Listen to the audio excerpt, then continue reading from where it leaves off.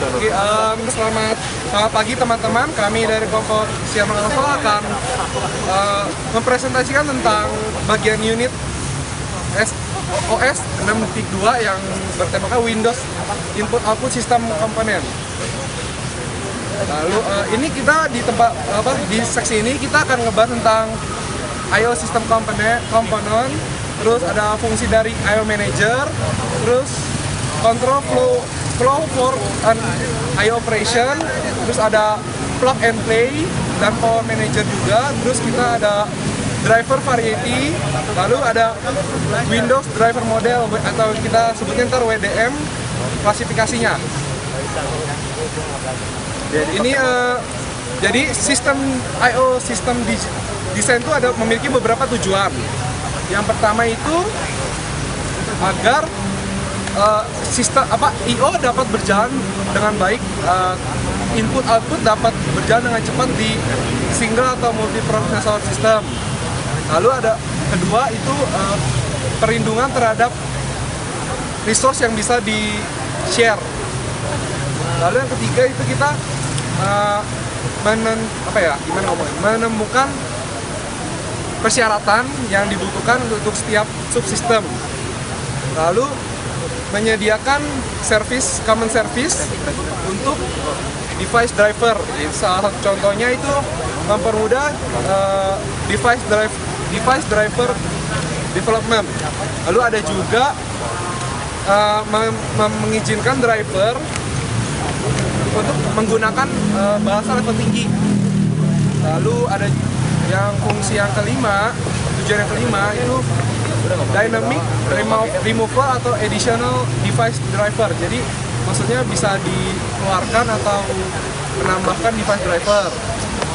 Lalu support multiple system. Jadi biar bisa support banyak jenis file system. Lalu juga provide map file I/O capabilities. Lalu yang terakhir itu ada yang namanya Windows Management Instrument Support dan Diagnosable. Jadi driver itu bisa di-manage melalui WMI itu, WMI application. Lalu sistem input output komponen itu pertama ada I/O Manager.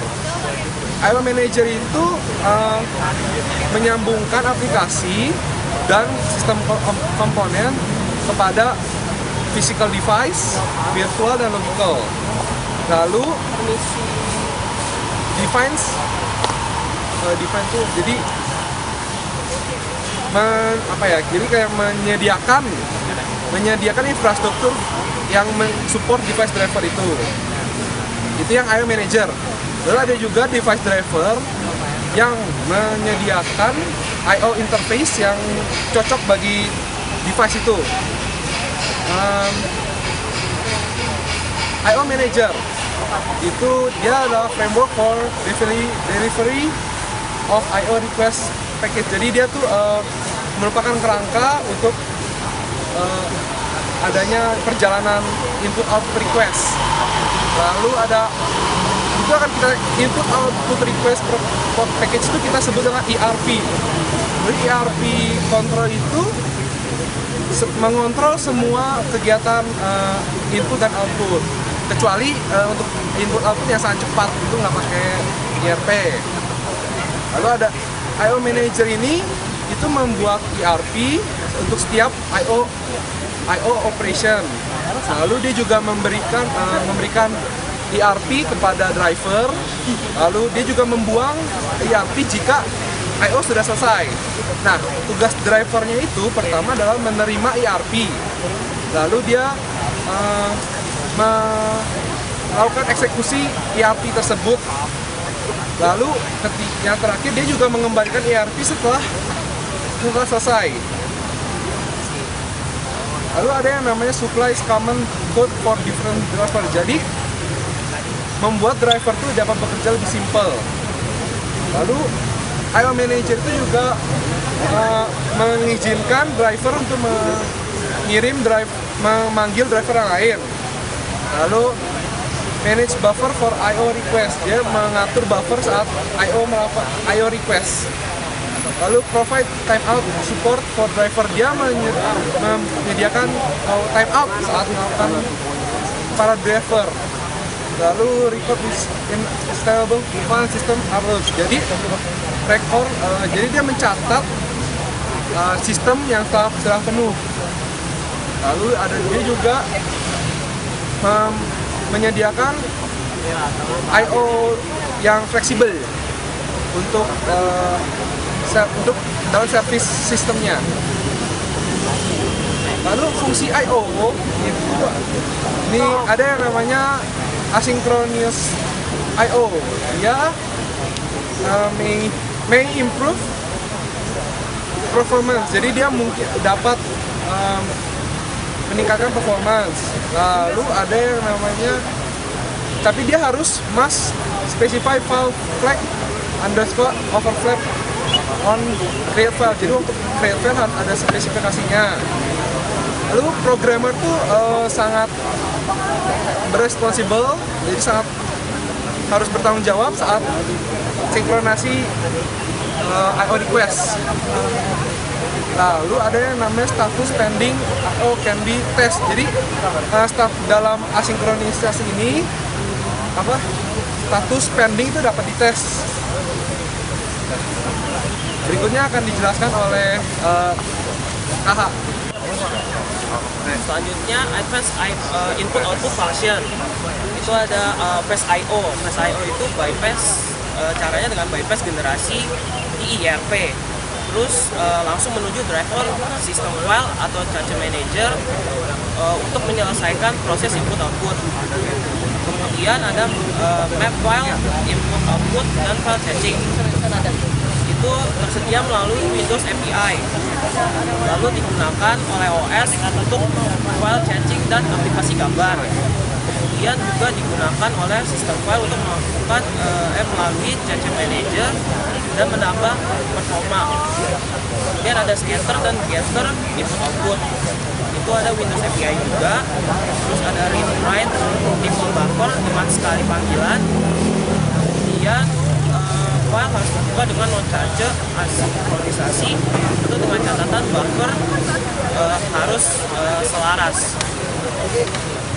Lalu ada HAL itu adalah hardware abstraction layer, yaitu untuk menyekat driver dari prosesor dan controller interrupt dengan menyediakan API yang menyembunyikan perbedaan antar makro. Pada dasarnya HAL itu adalah driver bus untuk semua perangkat pada motherboard yang tidak dikendalikan oleh driver lain. Dan kemudian dengan programming dari driver HAL yang merupakan source level yang kompatibel dengan beberapa arsitektur CPU. Lalu ada plug and play dan power manager. Nah, plug and play itu seperti USB. Nah, itu untuk fungsi-fungsinya seperti untuk menghandle proses loading dan static driver. Seperti saat mau menginstal OS, lalu melakukan arbitrasi atau menetapkan aturan pada si resource. Terus hal ini bergantung pada input output manager untuk memuat driver dan mengirimkan perintah yang terkait dengan si plug and play yang bersangkutan. Kemudian ada power manager. Power manager itu untuk mengatur state power dari sistem. Hal ini bergantung pada I/O manager yang menginformasikan pada driver apabila mereka dapat mengganti power state-nya, menginformasikan kepada mereka tentang waktu. Lalu ada driver verifier. Driver verifier adalah tool yang diperkenalkan pada Windows 2000 yang dapat membantu developer menguji driver mereka dan sistem administratornya dalam mengidentifikasi kesalahan pada driver. Lalu ada verification option. Verification option itu ada special tool. Special tool itu untuk alokasi memori. Memori mengembalikan alokasi untuk memori driver yang berbatasan dengan daerah yang tidak valid untuk cache buffer atau memori sementara yang underrun dan overrun. Lalu untuk mendeskripsikan di crash analysis. Kemudian ada course IRL, IREL atau interrupt request level checking. Nah, ini untuk mendeteksi driver yang mengakses memori, mengakses space memori ketika sistem sedang berada pada sebuah data atau state yang tidak dapat mentoleransi kesalahan page. Kemudian ada low resource simulation, itu untuk mengacak kegagalan pada driver memory. Kemudian ada full tracking. Memori bekerja sama dengan driver yang dialokasikan untuk membantu mengidentifikasi kebocoran. Lalu ada input-output verification, itu untuk memastikan bahwa perintah input-output format dan ditangani dengan benar. Selanjutnya driver verifier juga, tapi ini di Windows XP atau server 2003. Simpler wizard style secara default verifikasi driver yang unsigned. Kemudian ada 4 new notification di XP, yaitu ada DMA, ada deadlock, ada XCSI, dan ada interface, ada exchange IO. Lalu di server 2003-nya itu ada this integrity checking. Lalu kernel mode driver. Kernel mode driver ini Windows kernel mode driver. Ada plug and play driver, integrasi dengan Power Manager dan plug and play manager. Ya, plug and play manager menangani seperti mass storage device atau yang sering dikenal dengan USB, dan input device seperti keyboard atau mouse. Lalu ada non plug and play driver. Ini tidak harus terintegrasi dengan plug and play manager seperti protocol stack, network adapter, virtual device seperti FileMon dan TrackMon.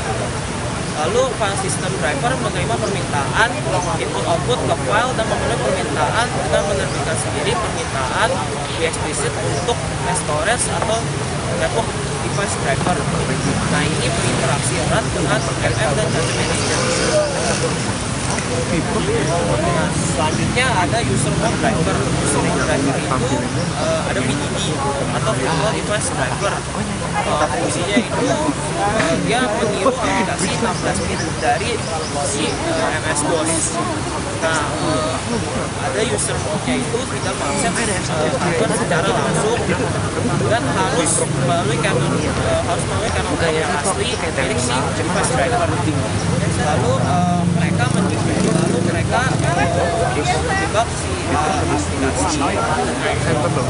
si aplikasi MS-DOS untuk mengenali MS-DOS itu sebagai referensi ke IO port dan menyebarkan hanya ke driver yang untuk Windows. Kemudian subsistem Windows driver printer menerjemahkan device yang independen ke perintah printer spesifik. Perintah itu ditembuskan ke sebuah kernel board. Lalu kernel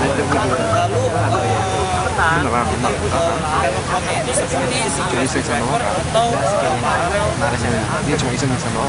Kemudian akan dilanjutkan oleh kernelnya. Berikutnya ada klasifikasi WDM driver. Ini ada Windows driver model, di mana merupakan arsitektur disatukan untuk driver. Awalnya ditujukan untuk menjadi Win9X atau NT cross platform, dan kebanyakan dari PNP driver adalah WDM driver.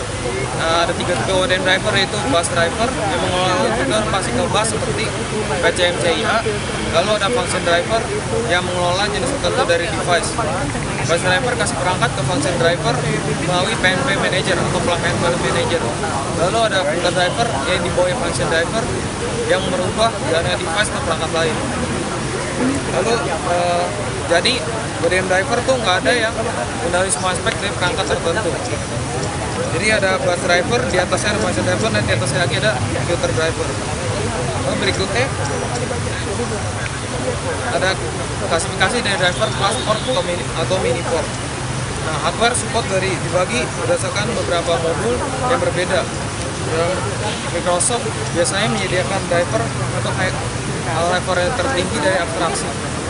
Pembagian konvensional tuh dibagi atas 3, yaitu class driver yang melakukan pengolahan output untuk kelas tertentu, lalu cloud driver yang melaksanakan pengolahan permintaan output yang spesifik atau tipe dari port untuk output.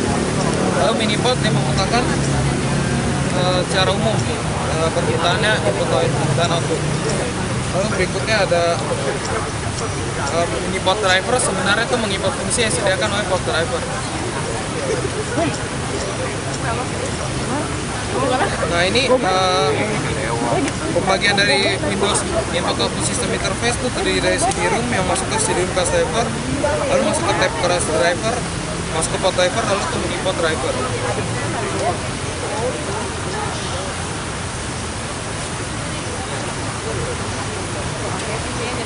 Nah, gambar ini menjelaskan tentang bagaimana driver and disk driver itu bekerja.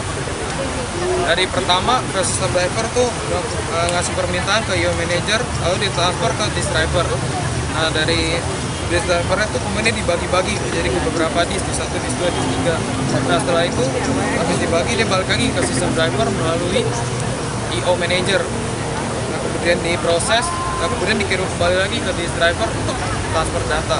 Nah, kerangka driver dan file system driver yang menyajikan kerangka kerja yang sama, maka driver lain dapat dengan mudah memasukkan dalam hierarki tanpa mengubah driver yang ada. Gambar ini yang menjelaskan tentang driver pasien rutin. Pertama adalah inisiasi rutin dari IO subsystem, lalu PNP manager memanggil device rutin, lalu memanggil dispatch rutin untuk melakukan fungsi write, read, open, dan close, lalu mulai input output secara rutin untuk mengawali transfer ke perangkat. Lalu dia memanggil ISR yang artinya interrupt service rutin, dan di mana jika device terganggu maka kernel interrupt dispatcher transfer kontor ke situ. Yang terakhir ada DPC rutin yang merupakan pekerjaannya penanganan interupsi. Yang terakhir ada device driver terdiri dari completion rutin, DPC rutin, unload rutin, system shutdown, error logging, sama Windows Development. Sekian presentasi dari kelompok Channel Alpha. Terima kasih.